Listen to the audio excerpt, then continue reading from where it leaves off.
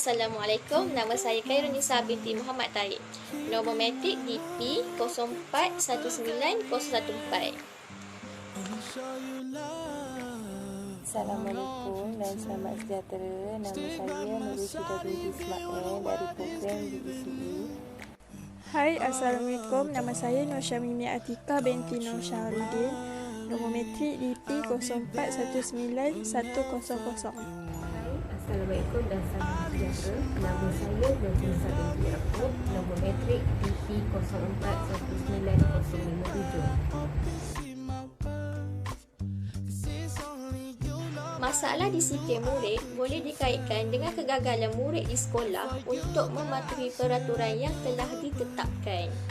Salah laku yang sering dilakukan oleh murid termasuklah ponteng sekolah ataupun ponteng kelas, melawan guru, vandalisme, kekemasan diri, buli dan sebagainya. Oleh itu, pelbagai usaha perlu dilakukan untuk mengurangkan masalah tersebut.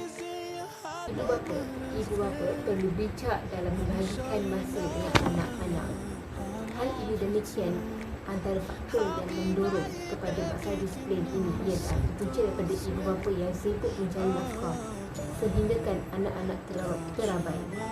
Kita perlu sedar institusi keluarga merupakan faktor penting dalam pembentukan disiplin di sekolah kerana di sinilah asas disiplin diperoleh sebelum murid menjejakkan kaki ke alam persekolahan. Kasih sayang yang mereka peroleh akan menimbulkan kesedaran dan tanggungjawab sebagai anak dan murid. Dengan media massa, terutamanya televisyen dan juga telefon pintar. Okey, apa yang boleh saya tekankan di dalam televisyen, banyak siaran yang berunsur keganasan atau lucah yang selalu ditayangkan. Jadi sebagai parents atau cikgu perlu pantau apa yang kanak-kanak tu selalu tengok. Okey, seterusnya adalah rakan sebaya. Kita perlulah bijak memilih rakan sebaya. Kebanyakan murid dia akan merasakan rakan sebaya mereka adalah rakan yang sebenar, rakan yang mendengar dan sanggup berkorban berbanding ibu bapa mereka yang gagal menjalankan tanggungjawab mereka. So, secara ringkasnya, rakan sebaya yang positif akan memastikan disiplin murid itu terjamin. Peranan sekolah. Sekolah haruslah memainkan peranan yang penting dalam menangani masalah isu disiplin murid-murid, iaitu dengan memperketatkan peraturan yang telah ditetapkan di sekolah dengan memberi hukuman yang berat kepada mereka yang membuat masalah di sekolah, iaitu supaya menjadi teladan kepada murid-murid yang lain supaya tidak melakukan kesalahan ini lagi. Seterusnya ialah guru-guru haruslah diberi kuasa yang penuh dalam menangani masalah disiplin murid, iaitu selain daripada guru-guru disiplin. Pihak PIPG sekolah juga haruslah memainkan peranan dalam menasihati anak-anak mereka supaya tidak melakukan kesalahan di sekolah. Okey, kesimpulannya, salah laku dan kemerosotan disiplin murid akan berterusan sekiranya pihak yang terlibat enggan berganding bahu untuk mengorak langkah bersama-sama menangani masalah ini. Jika dibiarkan berterusan, keadaan yang sedia ada boleh menggugat perkembangan murid dan sistem pendidikan di negara ini. Keprihatinan masyarakat bermaksud memberi kerjasama sepenuhnya kepada pihak berkuasa, khususnya pihak polis dalam menyampaikan maklumat. Seterusnya adalah cara menangani masalah tingkah laku. Yang pertama, mencegah sebelum memulakan. Berikan secara proaktif kemahiran anak anda yang akan menghalangnya daripada menunjukkan tingkah laku yang mengganggu, seperti berikan empati. Sebagai contoh, supaya dia dapat memahami bagaimana tingkah laku kasarnya mempengaruhi orang-orang di sekelilingnya juga. Ajarkan cara yang sihat untuk menangani perasaan tidak selesa itu.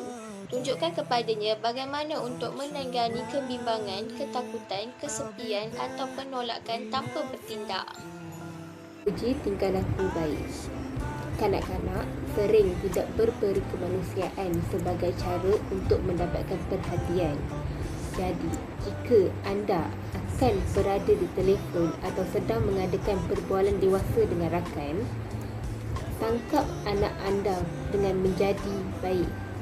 jeda perbualan anda untuk seketika untuk mengatakan terima kasih kerana bermain dengan senyap, atau saya menghargai bahawa anda sedang menunggu giliran anda bercakap. Memuji tingkah laku yang baik boleh menggalakkan anak anda mengekalkan kerja yang baik. Yang kedua, puji tingkah laku baik. Kanak-kanak sering tidak berperi kemanusiaan sebagai cara untuk mendapatkan perhatian. Kanak-kanak sangat sukakan perhatian. Jadi, jika anda berada di telefon atau sedang mengadakan perbualan dewasa dengan rakan, tangkap anak anda menjadi baik. Jeda perbualan anda untuk seketika untuk mengatakan terima kasih kerana bermain dengan senyap, atau saya menghargai bahawa anda sedang menunggu giliran awak untuk bercakap. Memuji tingkah laku yang baik boleh menggalakkan anak anda untuk mengekalkan kerja yang baik serta sikap yang baik. Jadi dia boleh bersabar untuk tunggu mak ayah dia bercakap sama dengan telefon. Dia boleh sabar tunggu lagi, okey? Abaikan perilaku yang tidak memudaratkan. Sekiranya tingkah laku anak anda adalah semata-mata mencari perhatian, seperti membuat bunyi buat berulang kali di meja makan, mengabaikannya. Tingkah laku yang membingungkan seiring dimaksudkan untuk mendapatkan perhatian walaupun itu perhatian negatif. Pemilihan yang selektif boleh memastikan bahawa salah laku anak tidak berkesan untuk mendapatkan apa yang dia mahu, perhatian. Mengabaikan hanya akan berfungsi jika semua dalam keluarga dapat berada di atas kapal. Jika adik-beradik mungkin menutup telinganya dan berteriak berulang kali, berhenti, reaksinya hanya akan menguatkan kepada anak anda bahawa kelakuannya yang menjijikkan adalah berkesan dalam mendapatkan reaksi daripada seseorang. Oleh itu, penting memastikan semua orang berada di atas kapal dan dapat mengabaikan kelakuan yang menjijikkan. Okey, seterusnya adalah menawarkan amaran. Jika seseorang kanak-kanak itu berkelakuan kurang baik ataupun degil dan sebagainya, kita haruslah memberikan mereka amaran. Kerana cara ini amatlah berkesan kepada kanak-kanak. Dan jika kanak-kanak itu terus-menerus berkelakuan degil, ibu bapa haruslah memberi konsekuensi. Konsekuensi ini adalah akibat dari sebuah perbuatan yang dilakukan. Contohnya, jika kanak-kanak itu terus-menerus bermain telefon, ibu bapa boleh memberi mereka akibat ataupun hukuman seperti merampas telefon tersebut. Okey, bagi abaikan tingkah laku yang memudaratkan, contohnya kanak-kanak tu buat salah. So, kita sebagai parents atau cikgu kena tegur kanak-kanak tu. Kita kena cakap yang dia buat tu adalah salah, tak betul.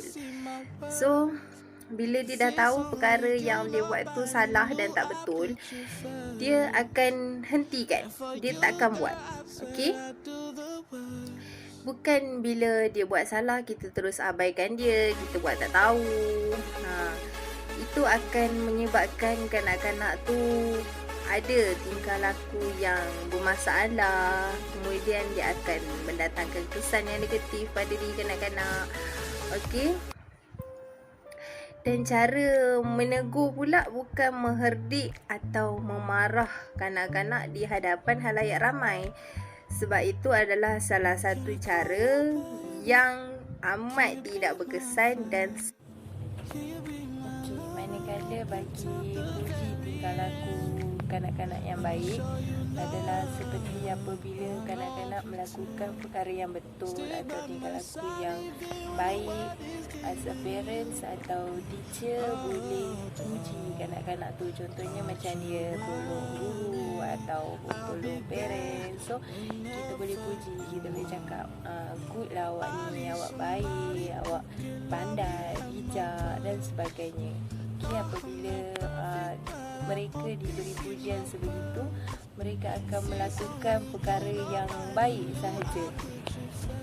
Jika masalah mencekikkan adalah masalah anda yang berterusan, penting untuk anda menyelesaikan masalah ini sebelum anda masuk dalam keadaan di mana masalah tingkah laku mengganggu mungkin berlaku.